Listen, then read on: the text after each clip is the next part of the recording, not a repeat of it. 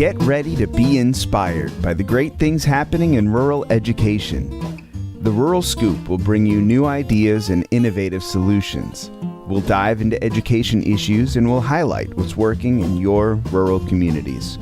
You'll hear from a variety of educators, administrators, professionals, and others who will provide relevant and engaging content in each episode. And now, for a special episode recorded at the Arizona Rural Schools Association Conference, here's your host, Ty White. All right, first question to help relax the atmosphere, to show you there's no tricks here. Would you introduce yourself and tell us what brings you to the ARSA conference? My name's Glen Lineberry. I'm very happy to be here at the conference for the fifth or sixth year in a row. I am the executive director of a program called the Arizona Student Opportunity Collaborative. Okay. What are you most eager about this year? What are you looking forward to? What I love about there are two things I really love about the conference. The first is that at the rural conference, everybody is just here to help and share. There's none of the let me hide my secrets behind my arm on the desk type of thing. It's all open-handed. To be fair, CTE conferences are exactly the same way. And I love that. The second thing is because of that, largely, I always come away having learned some stuff, some things that I can use in my own practice. I usually learn some ways our program can help some more kids. And I usually learn some things that aren't particularly useful at all, but are just fun to have learned. Okay. Why don't you tell our listeners how Arizona SOC can help our rural communities or rural schools? Right. So in a nutshell, what we do is we pay highly qualified teachers who are already serving in rural schools to teach an additional course, much like a principal might go down the hallway and arm twist a teacher into teaching during their prep period. Then we make that course available online to rural kids and schools across the state at no charge. So what essentially we're doing is we're providing for schools and students to get the courses that they may not be able to staff in the current teacher shortage. Can you tell us a little bit about your own rural experience? I grew up mostly in the Ozarks. My grandparents had a horse and cattle farm. My grandmother was the county English teacher. And so I grew up being encouraged about school, being encouraged to learn, having every adult I interacted with tell me how important school was. But at the same time, then when I went off to university, I found out that there was an awful lot I didn't know. And some of it was academic, but some of it was just that the kids from St. Louis or Kansas City or Chicago had gone to really big libraries and professional sporting events and concerts and restaurants with cloth napkins. And so what we try to do with the collaborative is to fill those instructional gaps, fill those teacher gaps, and with our onboard counselors, fill a lot of the student self-advocacy and self-development gaps. So it sounds like it'd be an interesting way. Rural schools struggle with one-offs and having those classes that are really unique to what a teacher offers. This would be a way for schools to incorporate that without having to hire 15 new one-off teachers. Well, and that's right, Ty. And that's what we set out to do, were to fill gaps for things like physics and calculus and Shakespeare. And that's exactly what can happen. If you've got a kid, or suddenly you've got a kid who wants to go to engineering, and your math teacher is pretty good at teaching geometry one year and algebra 2 the next, but that's not going to work prepping that kid for pre-calc and calculus. So you get them into our classes and we can help. The other place we can help is that a lot of schools, they'll lose a teacher or can't fill a job. And maybe you've got a room full of 24 freshmen who need algebra 1. You can put an aide or a librarian or a counselor in the room to manage the kids, and we can provide the curriculum and the instructor. Very good. What does the rural advantage mean to you?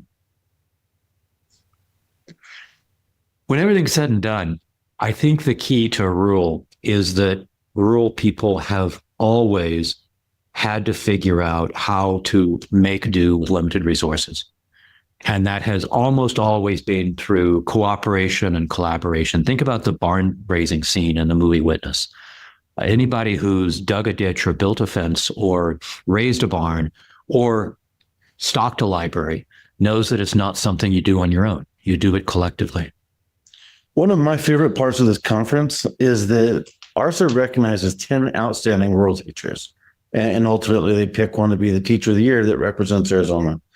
Do you have any teachers that really impacted you you'd like to share about or shout out? Well, first of all, my grandmother, who, despite our groans and gnashing of teeth, made us do workbooks in the summers so that we didn't have, my brother and I and my cousins, we didn't have summer learning loss. We started the next school year ready, which was a huge help. I had a history teacher in high school named Tim Roberts who told the most engaging stories in the most powerfully memorable ways. So that actually, as a history teacher, I was almost able to replicate his lessons from memory because they stuck. And he's the one who moved me from reading easy history to reading harder history. And then I had a math teacher. I had a perfectly nice guy who was an assistant football coach for Algebra 1 and a perfectly nice guy who was an assistant basketball coach for geometry. And then Dr. Dorsey Templeton, who'd retired from a college, came to teach back at our high school. And this was the advanced class. We all flunked the first test in Algebra 2, and none of us had ever seen an F before, right? And he came in and he said, "You people know nothing." And he retaught us Algebra 1 and geometry in the fall semester and taught us in Algebra 2 in the second semester. And we all came out of there ready for trig and calc, and It was pretty phenomenal. it was a lifesaver. I majored in economics. I never could have gotten through it without Dr. Templeton's math training. What would you share for someone that's sort of sitting on the fence, right? They haven't come to the ARSA conference before, but they need to be here. Right. So what's really interesting to me is that everybody here is dealing with the same issues. We all face the teacher shortage. We all have limited financial resources. We all have challenging parental and community relations to deal with. But you'll run into people who are at a slightly different spot in that process. And some of them are ahead of you and they can tell you what they did. Some of them are behind you and you'll actually find yourself surprised that you might be helping somebody. Some people are at the same point you are in whatever journey you're trying to figure out. But they've got a different perspective. And ultimately, it's not about having the correct answer. It's just about getting yourself energized and focused on the idea that if you can keep at it, most problems will end up getting solved. Thank you very much for your time. Happy to be here.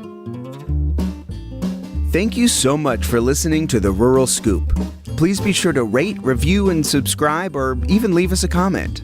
And be sure to follow on Twitter at Dr. Sadorf. That's Dr_SADORF, so that you never miss a new release.